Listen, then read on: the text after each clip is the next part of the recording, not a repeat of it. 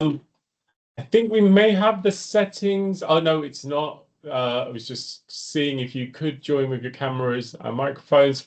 Those of you who attended our sessions before will know that this is not something you watch, it's something you participate in. So if you can, please put your cameras and microphones on so you can get involved in today's discussions.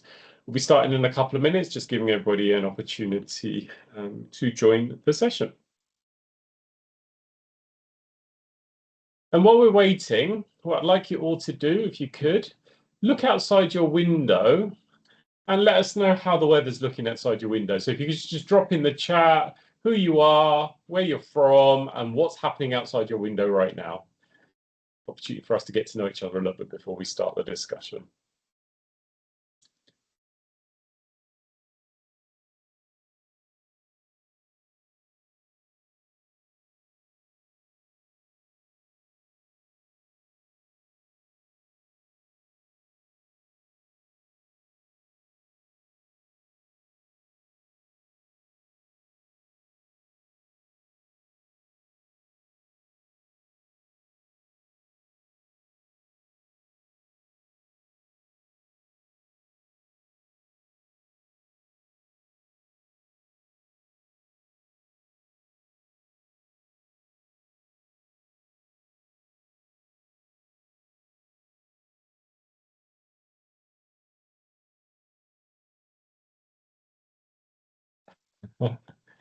Fantastic. Some rooftops out there, a bit dank in Berkshire. We've got some sun threatening to break through here in Harefield.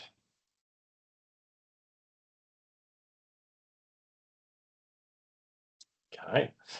So give it another 30 seconds and then we're going to get started.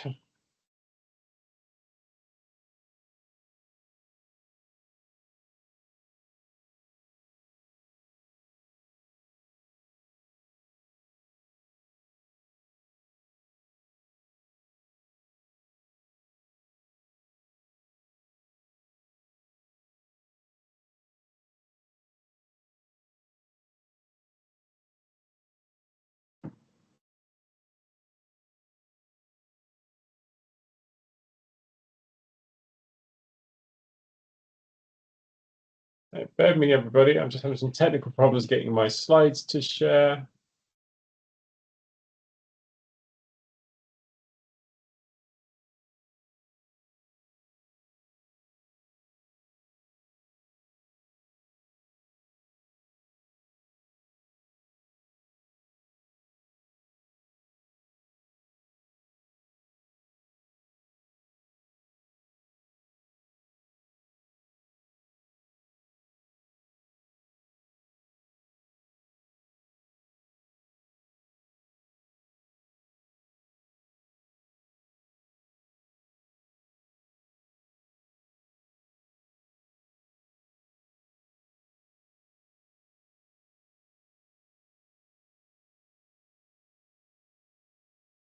Okay.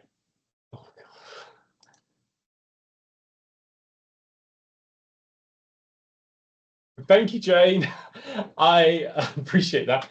I'm hoping my technology is going to work today. I'm having some problems with Teams, but fingers crossed it'll be okay. Firstly, thank you all so much for being here, for investing your most valuable resource over the next hour in attending this session. And what is your most valuable resource? It's not your money. It's not your health. It is your time, the one resource that cannot be replaced when it's gone. So I am grateful that you have chosen to invest the next hour being part of today's discussion. Just before we get started, we do have an ask. We are trying to gather as much information as possible around how people are feeling right now, because that really helps us to create strong cases and provide insights and information to people that can make real positive change in their companies, in their countries.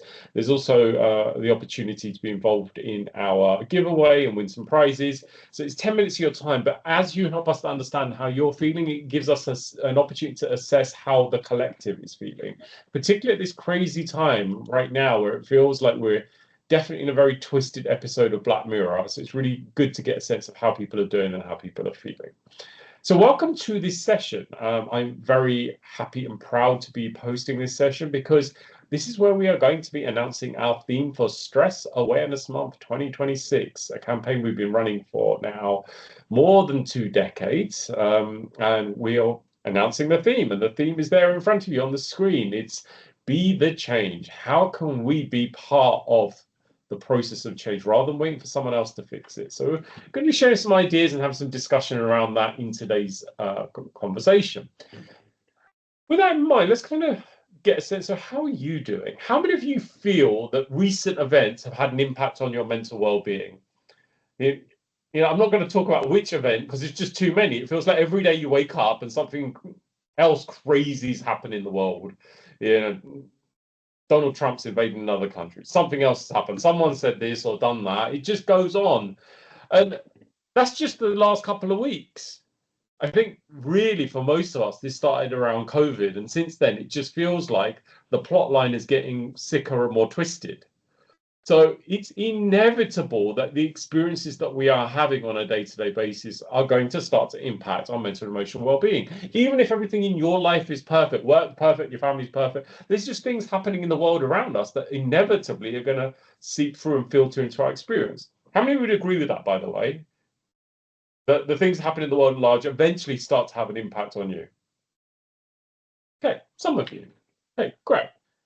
Even if you're not directly experiencing this yourself, how many of you have seen the impact on the people around you, where people are struggling because of either things that are happening in their life or in their world or the worlds around them? And here's the thing, the data supports that. More people than ever before are struggling with their mental health.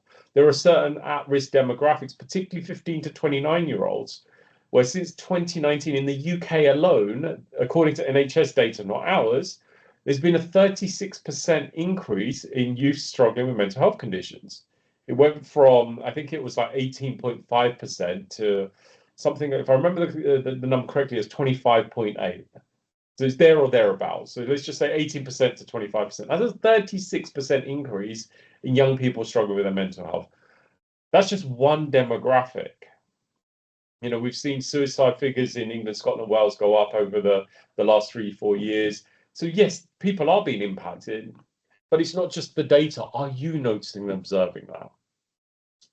But how many of you feel confident to take action, take control of the things that are happening to you, or to make a change for yourself or those around you? How many feel that you've got the skills, confidence, and ability to be able to manage and deal with whatever's happening in the world around you?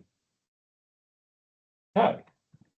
And that's really quite sobering, that we are finding ourselves in a world that's delivering more challenge, more pressure, more demand, more uncertainty, more volatility.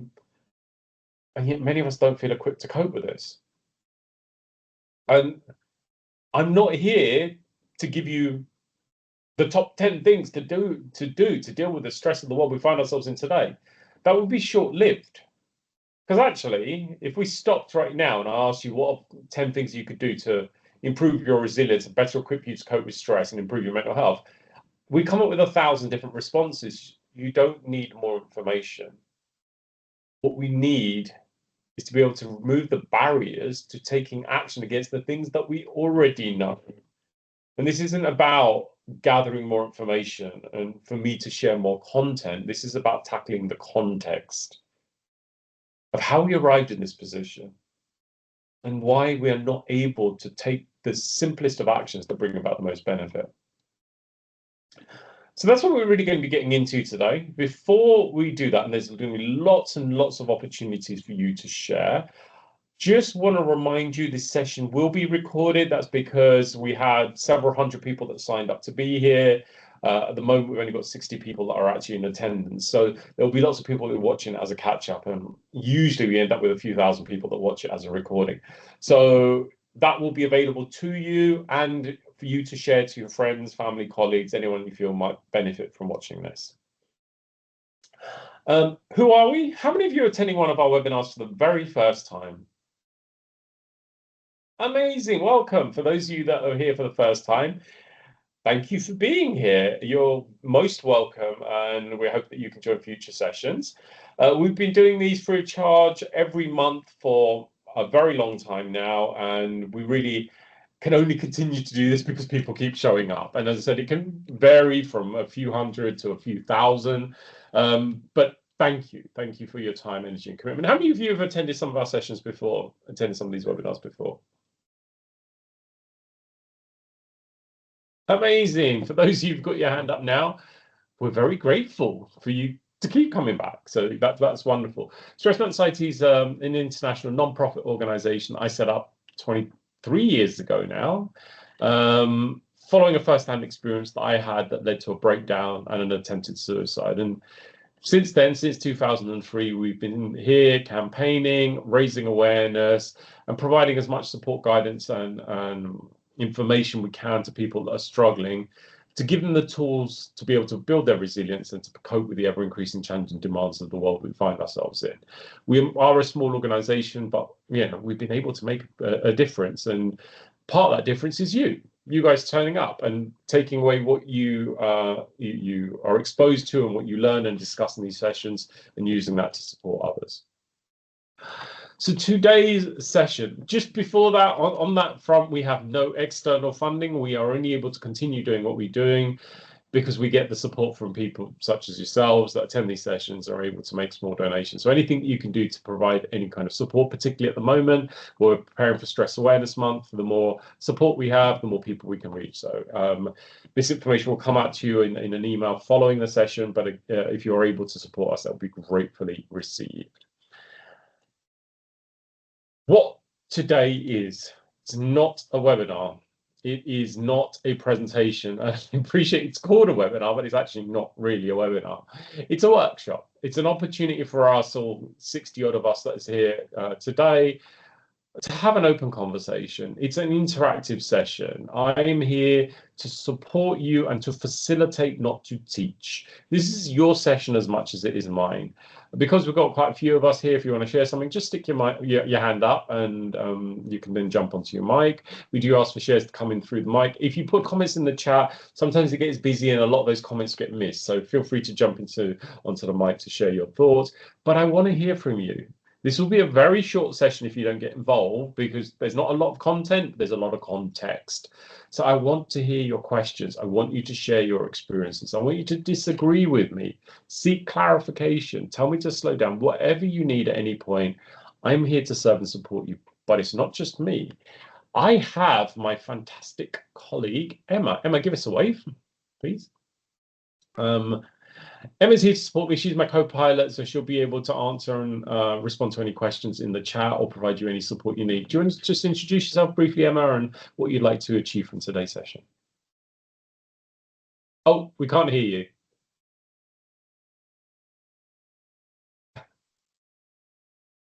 Hello, hello. Loud and clear now. Hello. Oh my gosh, I knew that was going to happen. There was going to be some tech issues. Sorry about that, everyone. Yes, I'm Emma. I'm a Wellbeing Project Manager here at the Stress Management Society and for the International Wellbeing Insights. And yeah, we really want to start this initiative where we are choosing how we go forward. So it's really exciting to start the year with this, not webinar, where I will be changing my language, but this workshop with you. So I'm very excited, and I'll share a little bit more about my journey as well later. Thank you, Emma. Emma, you've already had some props in the chat. As you are the most helpful person in the world too. Lovely lady. I completely concur with that comment. Definitely for me, most helpful person in the world. So before we get into today's discussion, I think it's really important that we establish some ground rules, which basically is just a bit of framing around our session and how to approach it, particularly for those of you here for the first time. We have a lot to discuss and a tiny amount of time. We've got about 50 minutes to talk about a huge subject around stress and mental health and resilience. And yeah, let's make the most of this time. If you are sharing, try and be succinct with your shares so it gives as many people as possible an opportunity to get involved. Be present. This is not something you can watch in the background whilst you're working on that report or watching something on the TV. It really does require your presence because it's an active participatory discussion. So do your best to be present, limit other distractions if possible, put your technology on silent or turn it off if you can. I am going to put in a trigger warning. This has come up a few times because obviously we do talk about sensitive subjects, from people struggling with mental health to suicide to all kinds of different things. So I'm just raising awareness that that may come up as part of the discussion just by the very nature of what we're here to talk about today. Participation, what you put in will determine what you take out. If you sit there passively, silently, say nothing, do nothing, you are not going to get a huge amount of value from today's session. Openness, honesty, respect. If someone shares something you don't agree with, that's okay. They're entitled to their opinion as you are entitled to yours. Have an open mind and an open heart to new ideas, new ways of looking at things, new ways of exploring things. Use I statements. So in my opinion, I believe, I think that, rather than speaking on behalf of others. We do ask as best as possible for this to be a safe space. So if someone shares something, don't put it on Facebook or YouTube or on LinkedIn after the conversation. And this applies to those of you watching this as a recording as well. If something extremely sensitive or of a very personal nature comes out, we will do our best to edit that out before we share the recording. The only caveat to confidentiality is if somebody mentions something that impacts your safety or the safety of others for duty of care reasons, that's the only time we break confidentiality. If you have anything that you'd like to add, change, or explore around these ground rules, feel free to drop that into the chat, and we're always happy to explore that further. But just as a bit of a top line to kind of lay the foundations of why this conversation is important, just some stats here in terms of the scale of the issue. 4 out of 5 people feel that they're so stressed that they are struggling to cope. A Deloitte study from last year suggested 82% of employees in Western society are at risk of burnout. 91% of people report experiencing higher extreme stress, moments of higher extreme stress in the last year. That's astonishing. So this is the norm for most of us. The stress and extreme stress and pressure and struggles with our mental health is just a part of daily life. But it's not supposed to be like that. We have created the circumstances and the environments for this to happen. And despite growing awareness and more of these kind of discussions happening, stress and poor mental health is consistently going up year after year. And I think the realization here is recognition and awareness doesn't necessarily make things better. Does that make sense? How is it that in Western society we have got better at talking about it? I'm not saying it's perfect, but we have made progress. That, you know, there's more awareness, there's more discussions, there's more availability of information, yet it's still getting worse. What's the reason for that? Does anyone want to jump on and share why you think we've got a situation that's getting worse and worse, despite all the efforts to make a positive difference? I think we've got too many things happening in society nowadays. There's too much of an expectation. For example, I myself, drawing from my own experience, I'm a single parent to 3 kids, and I'm expected to, you know, do my job, run my household, take care of my elderly mum, look after my 3 kids. 2 of my kids have special needs. They've got like neurodivergence. So that in itself is difficult. Then I'm liaising with the schools outside of my work and school time, trying to put in the best plans. And I've got, like, you know, pupil services involved. There's just not enough hours in the day. So even if I wanted to do things like my hobbies to help de-stress me, that becomes in itself a stress to find the time to do those hobbies. Yeah, absolutely. And it's a really good point, Anya, that it's just overwhelming. There's just too much and we can't cope. Yeah. What else? Does anyone else want to share? How else have we arrived at a point where we know there's a problem, we talk about the problem, but the problem's still getting worse?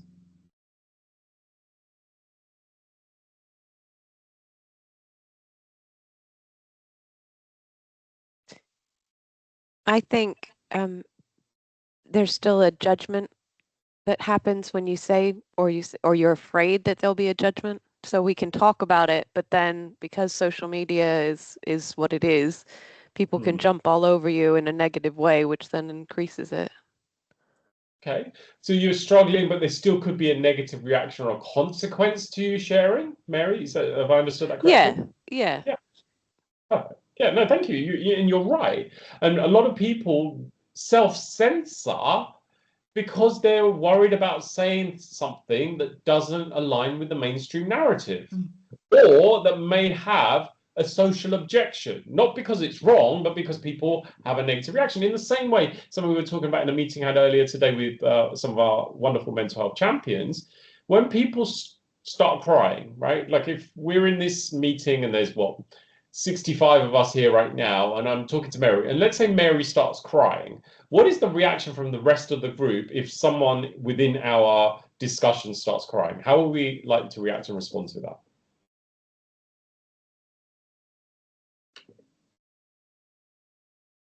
Go for it, Claire.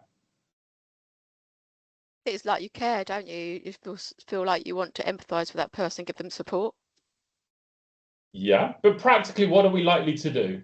What kind of things are we going to say or do if someone in a group we're part of has burst into tears?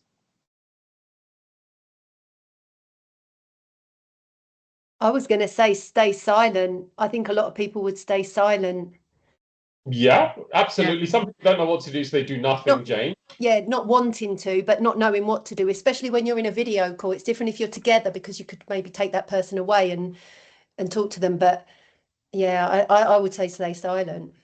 Yeah, so ignore them could be one thing. What else do you do? Go for it, Lucy. I think another thing is that I think society has taught us to say, stop crying, even if out of comfort is, it's okay, stop crying. Absolutely. And that's stopping them from expressing their own emotion. Of course. So Lucy, the cultural kind of approach there is to support or placate them to get them to stop crying. Why? If, for example, right now, Mary did start crying, why would we want her to stop crying? What's the reason for that? It makes people uncomfortable. I mean, people are going to, unless you're in the same room as the person where maybe you could comfort them physically and even then, it's a particular kind of person that would do that.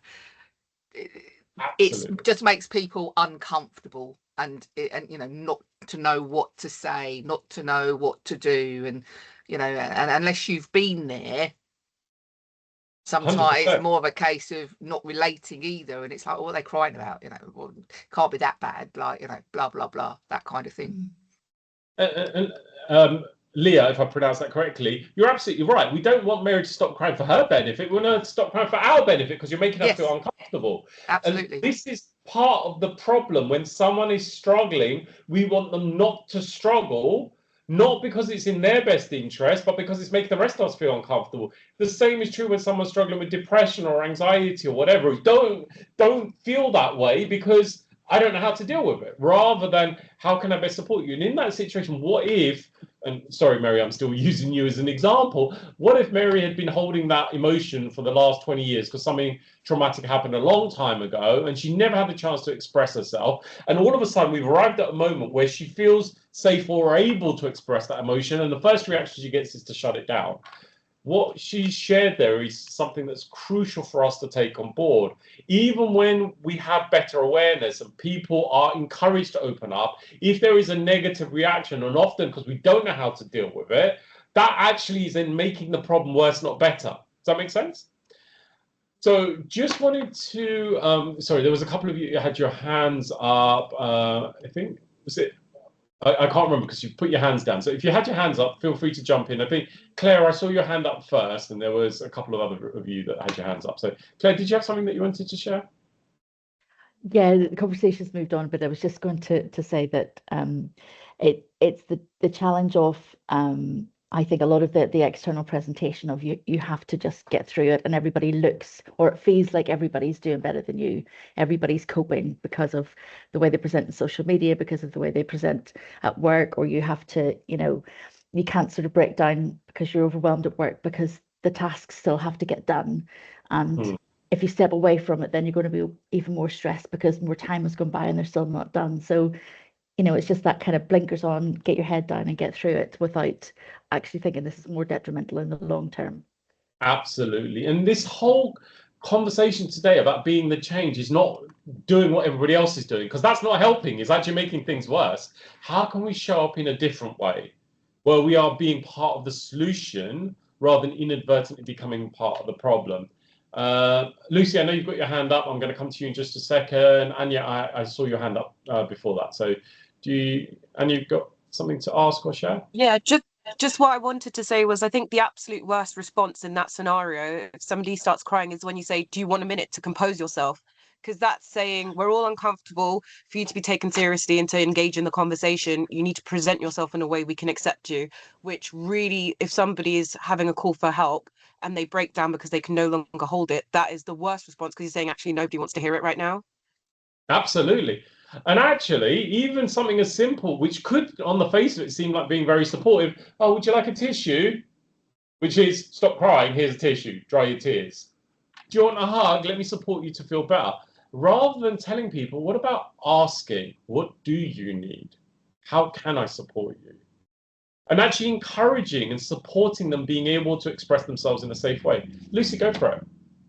I think another thing is, sorry, it's gone out of my mind now. When someone does express their emotions, they can be labeled as being over emotional or, you know, ranting, or there was another word I was thinking of. Like dramatic or something like that, just because they have these feelings, and then that can be shut down as well. Yeah, absolutely. And I think the problem is most of us don't express our emotion. We live in a world where we bottle it up and suppress it, and then it comes out at the worst of times. So actually, you know, what we label as overly emotional, for me, it's people expressing a low or minimal level of emotion. We are emotional creatures. Think of a small child, a 5 or a 6-year-old, how they can swing from having the best day of their life to bursting into tears and having the worst day of their life in like 5 seconds flat, right? That's the human emotional range before it's been suppressed by learnt behaviors. Does that make sense? Many of us don't have that full range of emotional expression. And this is part of the problem, because those emotions need to be expressed. They need an outlet. Otherwise, we get to the point where we experience the kind of things that we do with young people, with men and particular demographic groupings. So the point here is awareness, knowing there's a problem without action, actually creates higher anxiety, burnout, overwhelm, and that, like, I know I should do this. How many of you have ever sat there thinking, I know I should exercise, I know I should eat healthier, I know I should be nice to people around me, and then you don't do it? Does that make you feel better or worse? All the time, and it makes you feel very guilty, worse, and then you're just on that very vicious roundabout of self-destruction. Basically. Absolutely, Leah. And here's the thing, I'm going to grab something to highlight this. I'm keep talking because I'm still here in the room. But I wrote a book about 10 years ago. And this book, I realized today, is actually dangerous. If I wrote this book today, well, I wouldn't write this book today. And I'm going to encourage you not to buy it, by the way. This is not a great sales pitch, because it's called the 10-Step Stress Solution. Here's the top 10 things that you can do to make you feel better. And here's things that you can do to have a better wind-down routine before bed. Here's how you can get more movement into your life. If you read this book and took no action, you'd be more stressed by the time you finished than before you started. You don't need someone to tell you what to do. So it's kind of like, now I've kind of arrived at a point where it's like, I can't believe I wrote that, because actually this is making things worse for people, because they're getting stressed about the fact they're not doing things that they're supposed to do to make themselves feel better. Does that make sense? And we've all had that, where you feel the guilt, the shame, and the negative emotions because you're not doing the things that you know could make you feel better. That is awareness without action. I would rather that you had awareness about 2 things and did them, than awareness about 1,000 things and did none of them. Does that make sense? But in a world that we live in with information overload, everyone that has access to social media, to YouTube, to TikTok, to Instagram, every day is being hit with messages of people with perfect lives and perfect bodies, and everything's wonderful, and do this and do that, and I'm going to influence you to do this. And actually they're stressing you out more because your life doesn't look like that. I'm going to tell you a secret. Their lives don't look like that. That's the image they are projecting to the rest of the world. It's not the image or the information that is going to change your life. It's the action. There's a phrase, knowledge is power. How many of you have heard this phrase before? I use it all the time. Yeah, I'm sorry to break this to you. Some of you are going to get triggered by what I'm about to say. It's bullshit. It's not true. Knowledge in and of itself is not power. It's a lie. Why? Let's break this down. I will justify what I've just said. Power. Don't believe anything I'm about to say. I encourage you to look this up for yourself. If you look up the word power in the dictionary, you don't want to have a guess. What does the word power mean when attached to a human being? If you think of a powerful human being, what do you think it means? Self-assured, confident. Self-assured, confident, yeah. Having strength. Strength, control, influence. Absolutely. These are the kind of things people usually say. Again, do not take my word for it. If you look that word up in the dictionary, you'll find that it means the ability or capacity to do or act. The word power attached to a human being is literally the ability or capacity to do or act. The person with the greatest power has the greatest ability to do or act. Make sense? So let's go back to knowledge is power. If we break that down, what is it actually saying? Knowledge, information, wisdom is power, is literally saying knowledge, information, wisdom is the ability or capacity to do or act. The information doesn't give you power. The action gives you power. Does that make sense?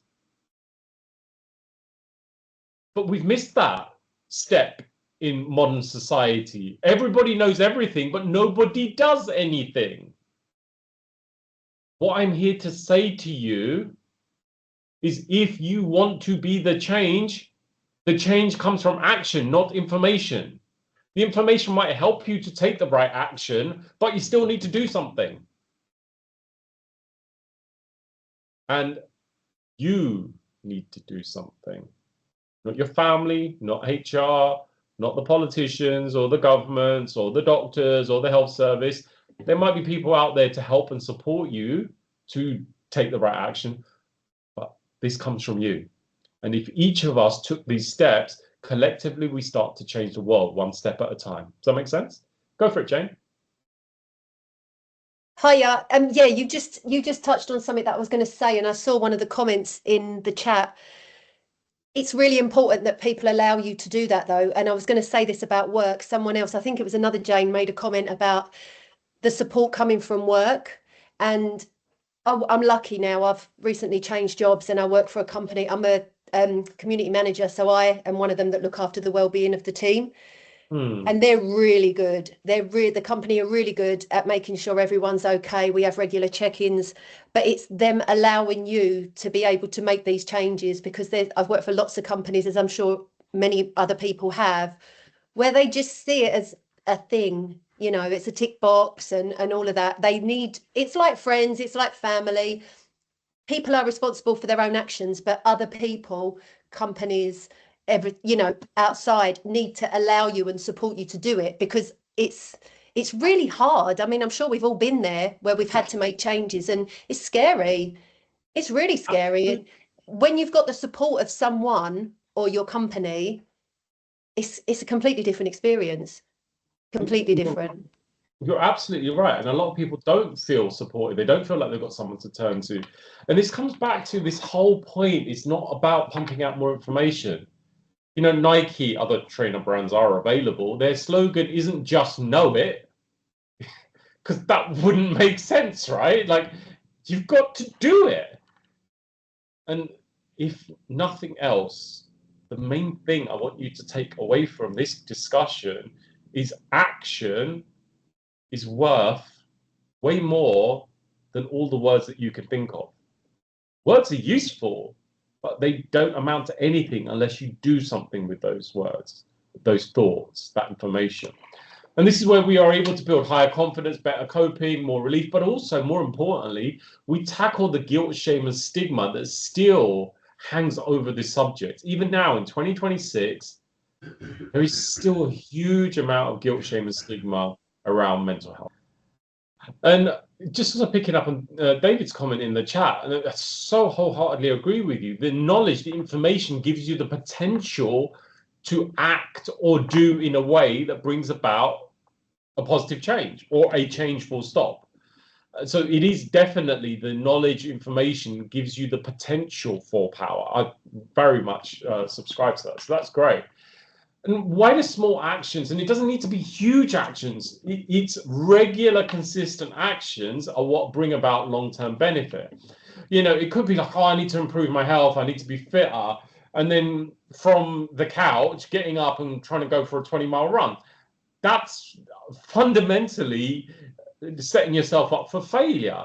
It's better to consider what small actions can I take, but be consistent to them. Because if you've never run before and you get up off the couch to run 20 miles, yeah, if you do manage to get it done, you're not going to be ready to get up and do it again the following day because you're going to be in bits.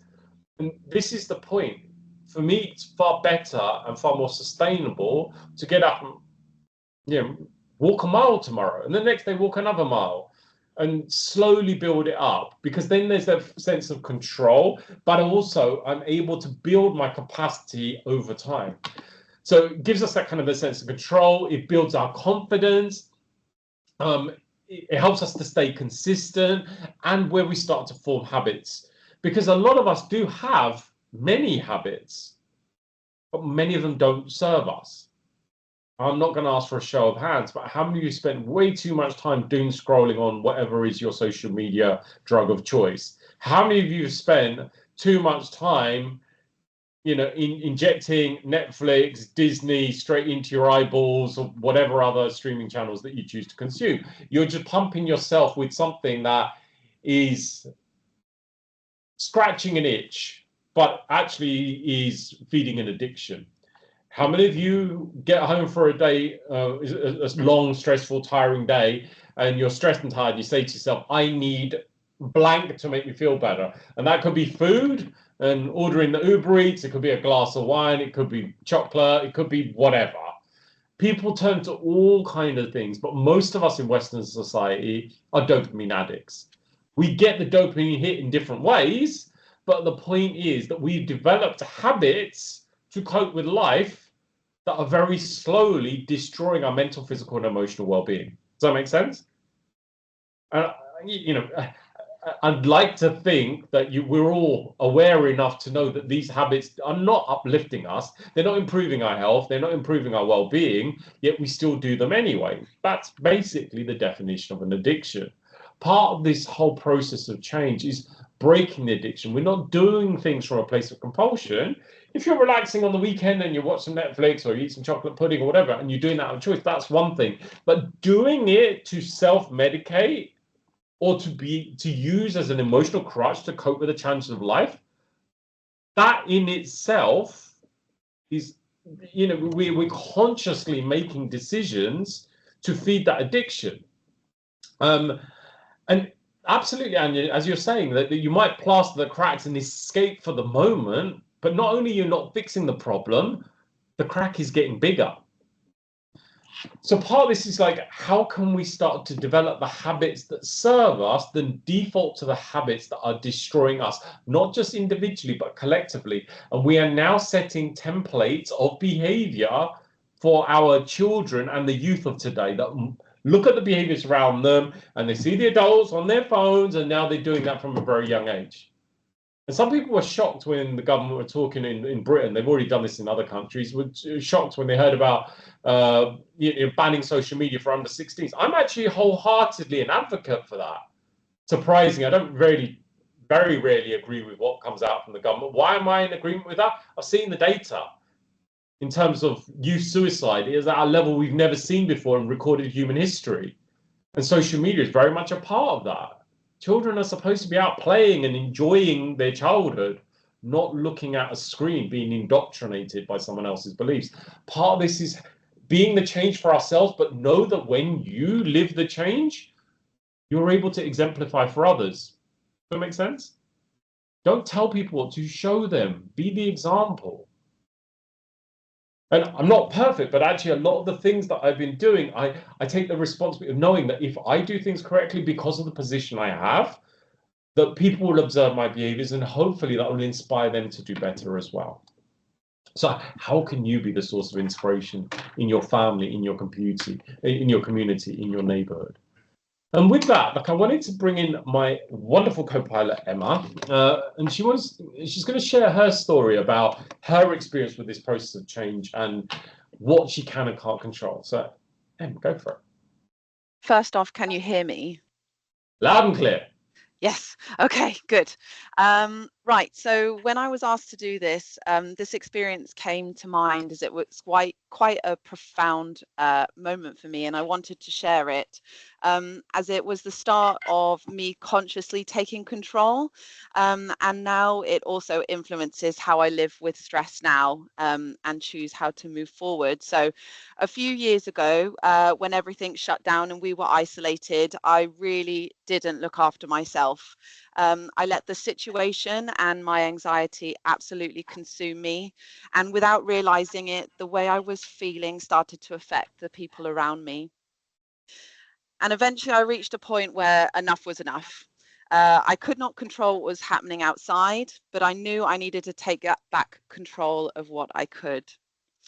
So the first step was asking for help, and I reached out to a friend who was also a well-being personal trainer, and together we focused on simple things within my control, how I utilized small habits like how I slept, how I moved, how I nourished myself, and how I showed up, and how I could be kinder to myself and others. And that was choosing one small focus each week and making sure that I didn't do it all at once, just small, manageable steps. Plus, it meant stepping away from some of the destructive habits that were bringing me down. And a lot of that were how I chose to speak to myself and the thoughts that came through my brain. And those small changes really shifted my energy, and that changed how I showed up for others. I felt more present, more connected, and started to feel a little bit more like myself again. And that experience led me somewhere really unexpected. It guided me back into personal training. And from there, from my own experience, made me want to support others as well. And that meant I became a wellbeing personal trainer through movement. And now it's led me to work within the mental health industry. So taking that control, small steps has led me to this moment. And I've learned how important it is to do this every day now in moments of stress, not just during big life events. When I notice things early and take small actions, I stop them from building up and escalating. So taking that small step forward can feel really hard when we're low, but I've learned that those steps can be really powerful and absolutely worth it. So thank you so much for listening. Thank you. I appreciate you sharing, and I think this is the key thing, that if you're standing at the beginning of a journey, the journey can feel long and arduous, but it starts with a single step. Pretty sure it was Gandhi that said the journey of 1,000 miles starts with a single step, and you've got to take that first step, because that will lead to the next step, and before you know it, you've got momentum. And in order to support this, and just to follow on from Em's share, thank you again for being so vulnerable with that. I want to share something with you that could support with this, and it's what we call the top principle. Particularly right now, where it feels like the world is happening to us, rather than us having control of our experience of day-to-day reality. I think this can be a really valuable thing for us to consider, is to break down everything you're dealing with into one of three categories. Firstly, what is totally within your control?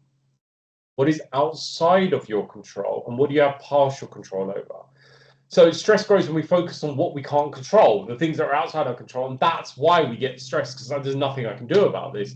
But when we are able to kind of segment things, this is quite an empowering kind of approach for us to take. So let's start with things outside of our control, things that we might stress about, think about, that affect us every day, but there's nothing we can really do about. What would be examples of that? Global politics, war, famine. Absolutely. If there's like wars happening in the planet, or politics, or what our politicians done, what Donald Trump said or done, what's happening in the Middle East or in Africa or in Asia, absolutely, you may not personally be able to do anything about that. So stressing about that is something that will affect you, but there's no control that you have over that. What about for, I know we have a lot of people in the UK. I know we have people from other parts of the world joining us too. But in the UK, what is a very typical and usual conversation opener, and also something we love to complain about and can, for many, be a source of stress? We actually start today's conversation with it.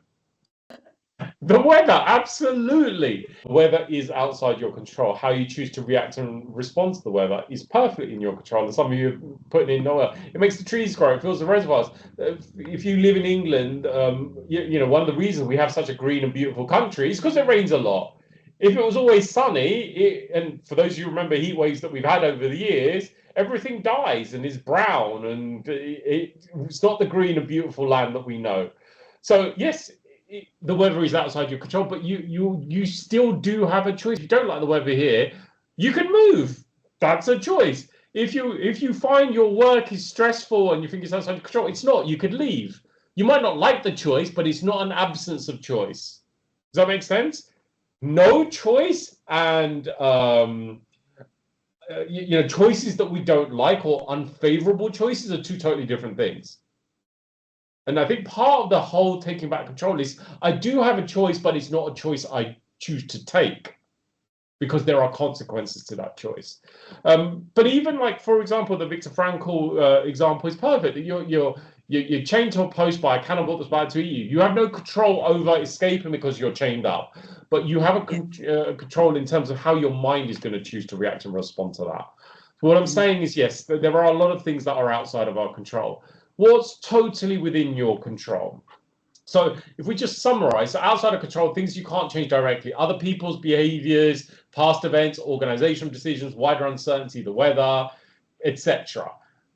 Spending time in areas that you have no control over increases frustration and has an impact on your mental health. What are things that you have total and complete and full control over?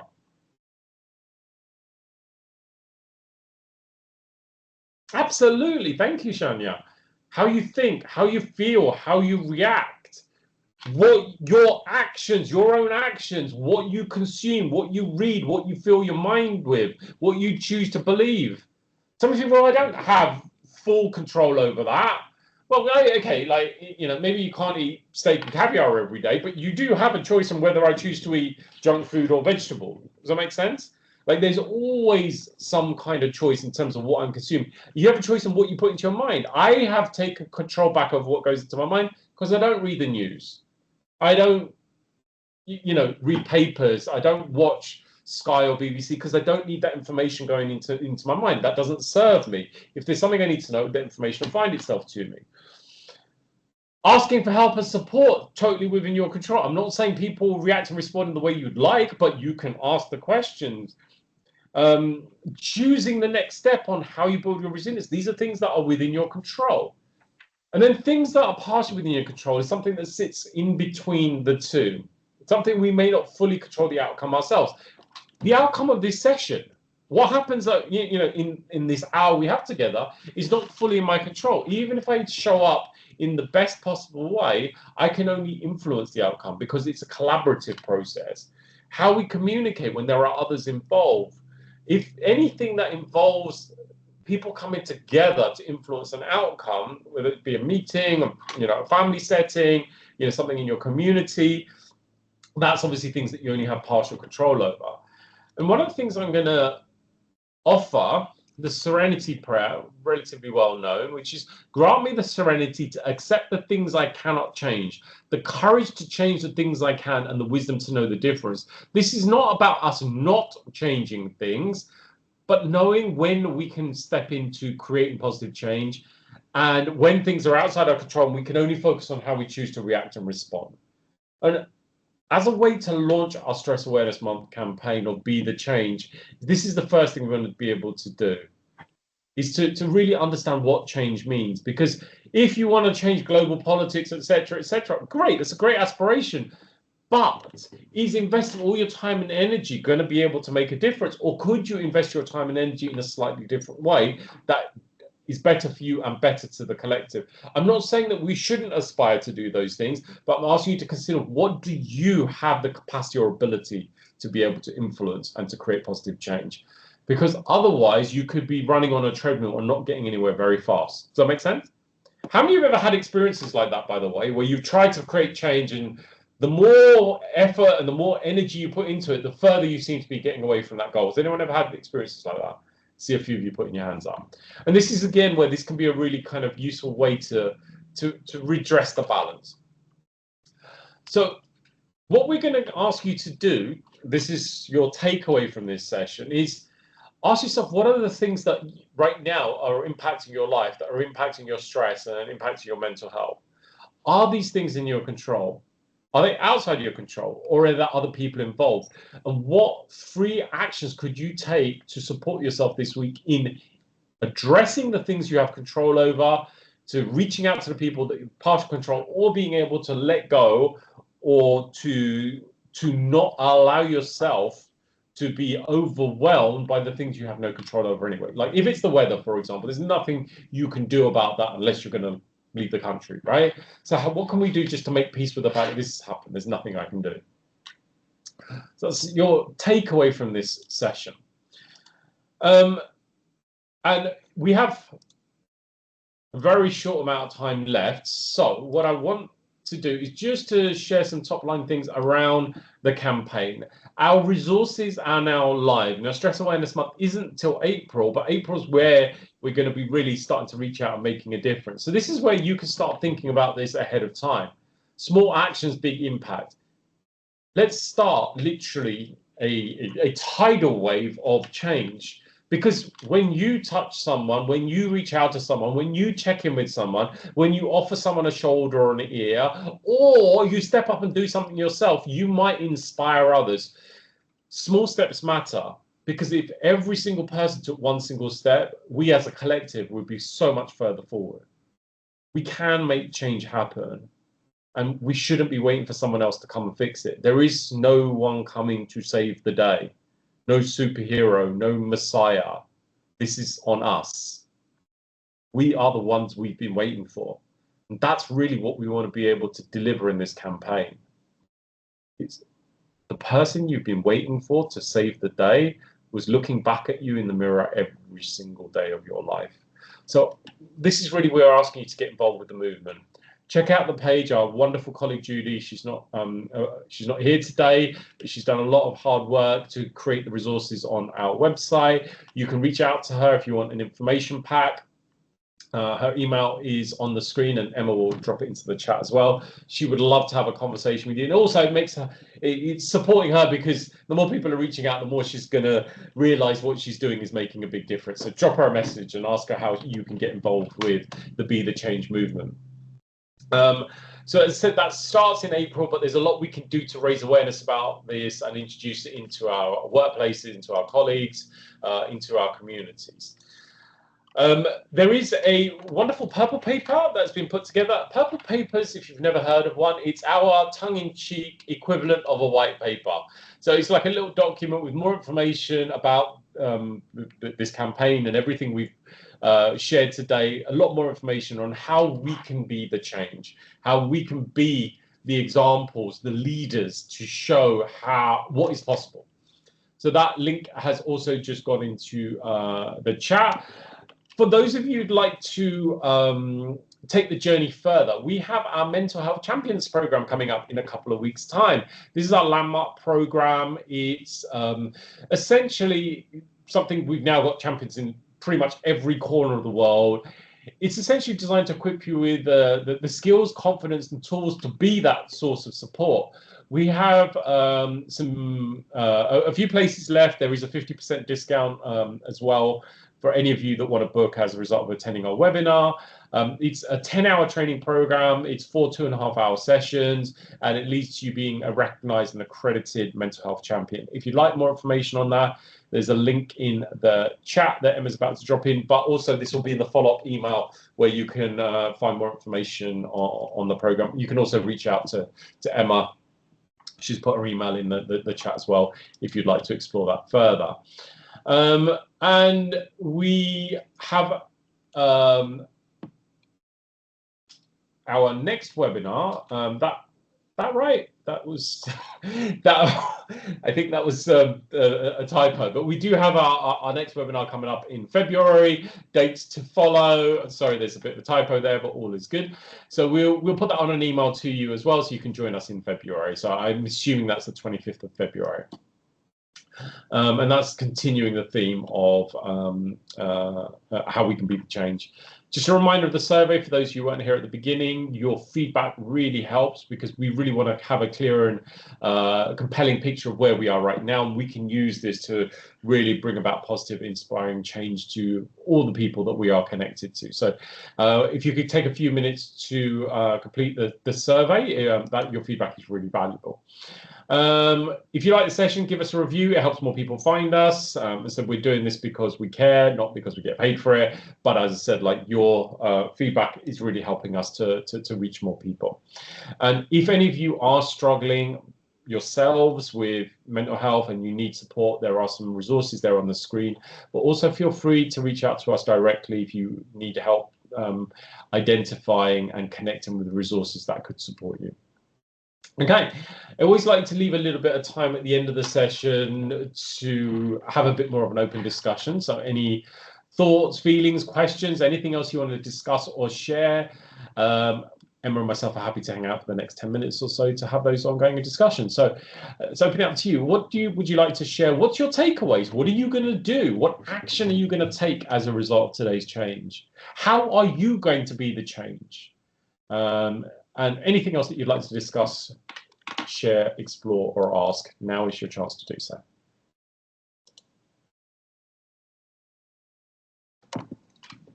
Go for it, Billy.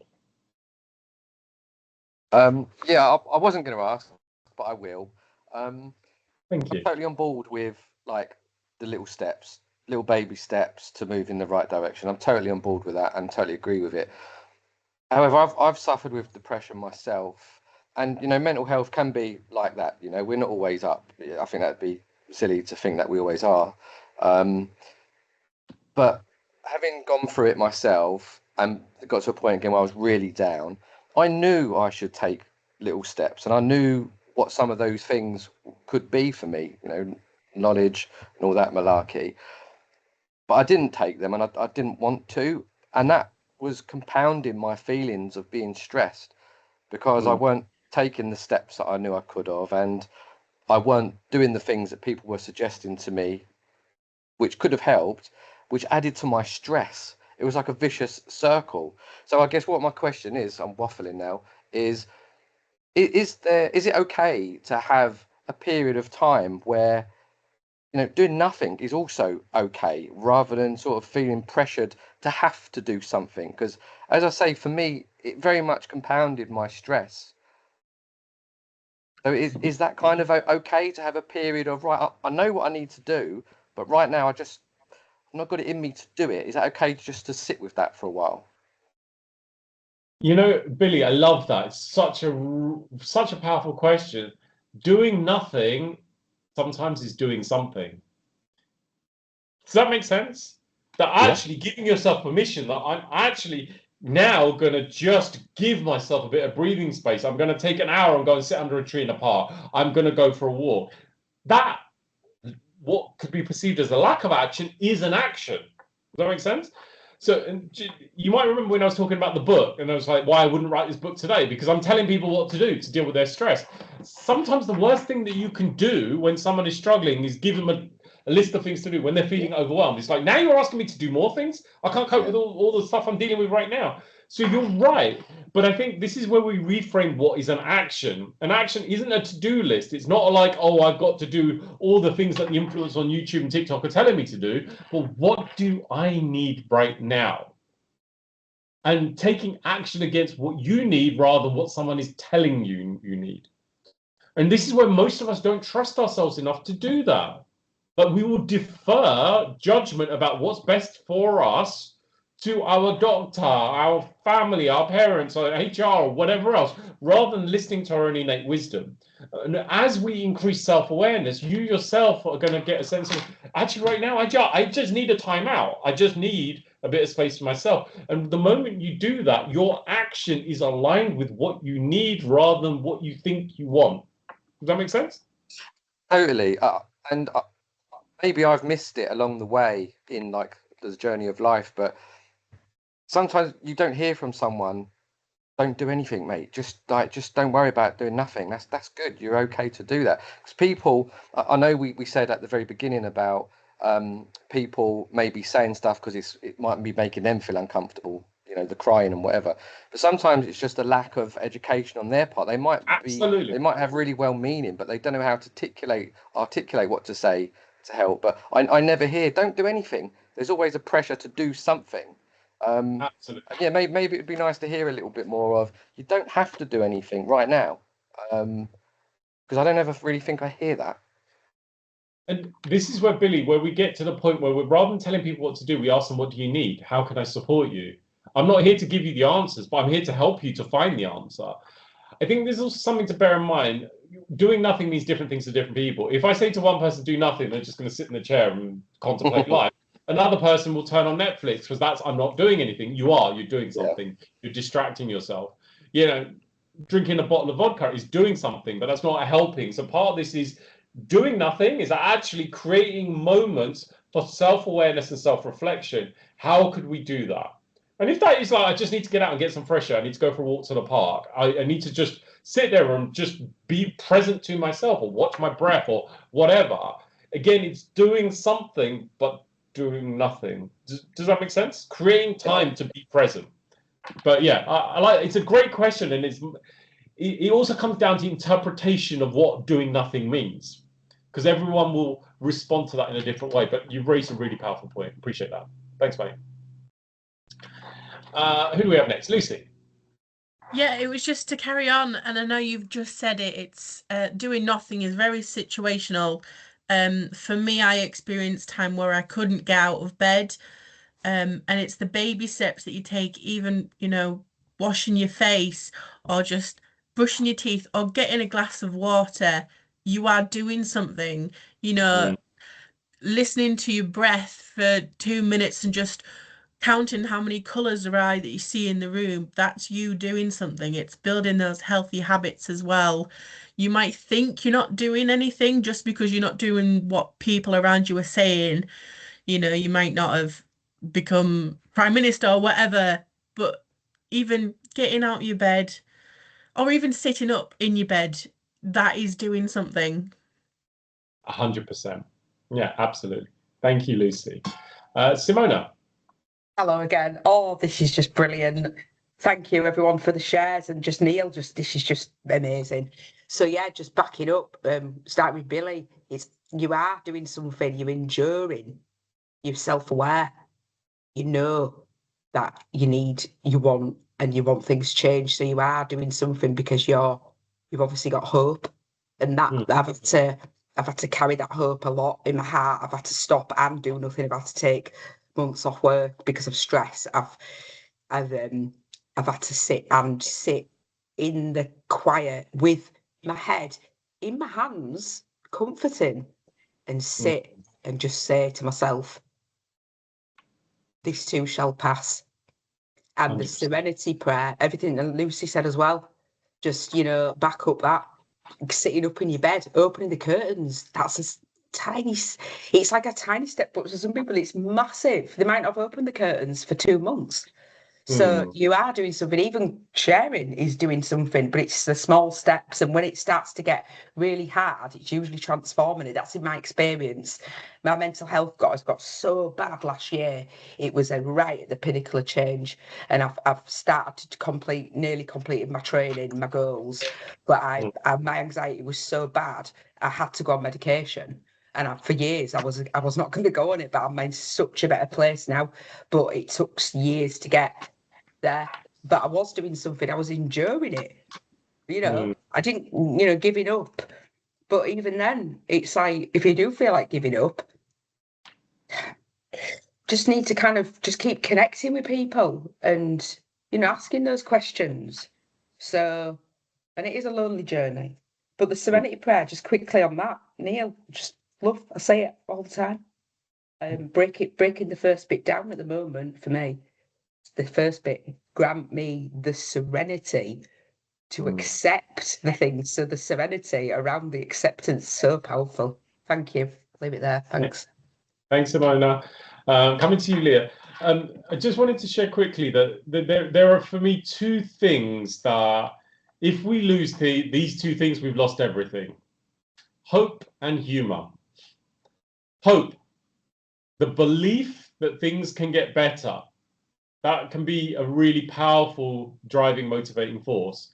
And humor, the moment we lose the ability to laugh at life, ourselves, each other, is where we've lost everything. And that's one of the things that I found really interesting over the last few years. Comedy has come under attack. Like, whatever you think of people's comedy, it's our ability to laugh at ourselves and each other is what allows us to navigate some of the most challenging scenarios of life. Does that make sense?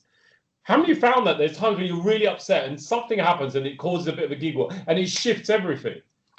Some people call it gallows humor. You know, when you've got people that are about to die or like prison officers and they're making like the most obscene jokes, but actually it's not just jokes for the sake of jokes, it's a coping mechanism. Humor physiologically changes the way your body is functioning. We need to be able to laugh. And because of the world we find ourselves in, a lot of people find themselves laughing less and less, and the world feels less funny.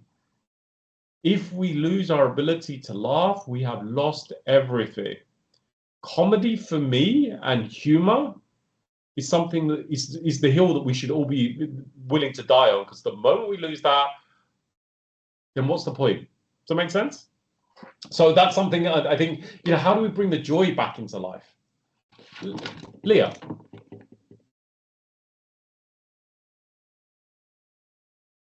Yeah, I want basically Billy beat me to the question or to the statement, if you like, and as others have said, that sometimes something is just too hard. Yeah, you know, and so nothing is absolutely fine, although it adds to your guilt and your roundabout that you're on already. And that self-destruction roundabout that you're on at that, if you're in that place. Sure. But you know, that place can very much be,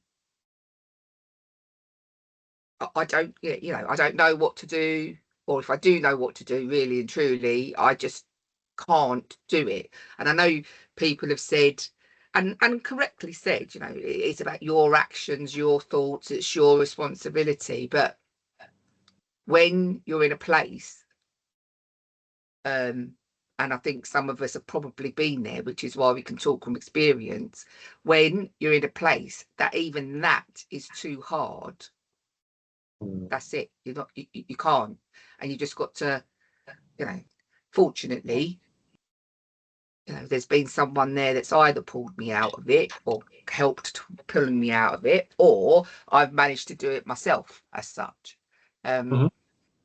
But otherwise, you're probably, you know, not going to be there.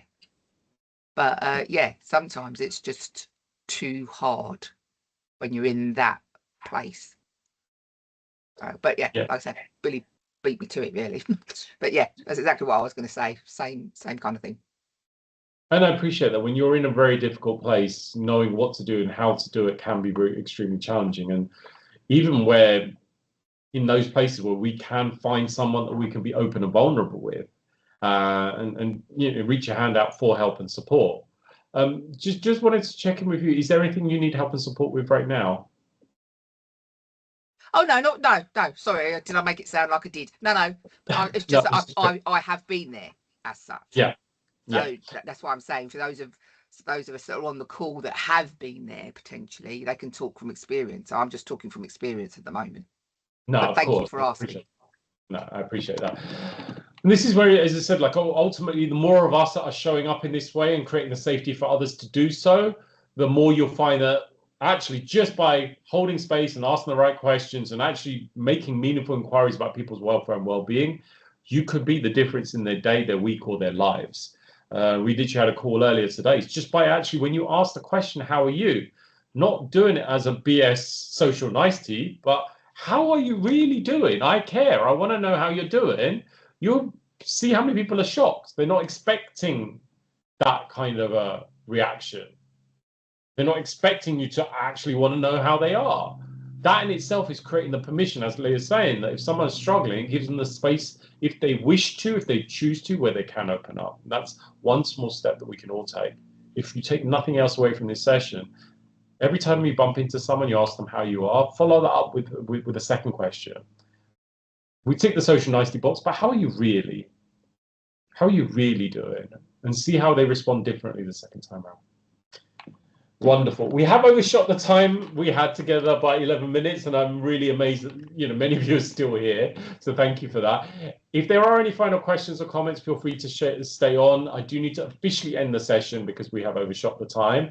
I am so grateful that you all show up and that you continue to do so. Look out for the follow-up email that will be in your inbox within the next couple of days with all the resources, information, and follow-ups from today's session, as well as the recording, so you can share that with others. And we'll see you on the 25th of February for next month's session. Take care, everybody. Much love. Have a beautiful day and see you soon. Thank you so Neil. much, everyone. Thank you. Thanks, everyone. Thanks, Neil. Thanks, everyone. Bye. Bye. Bye.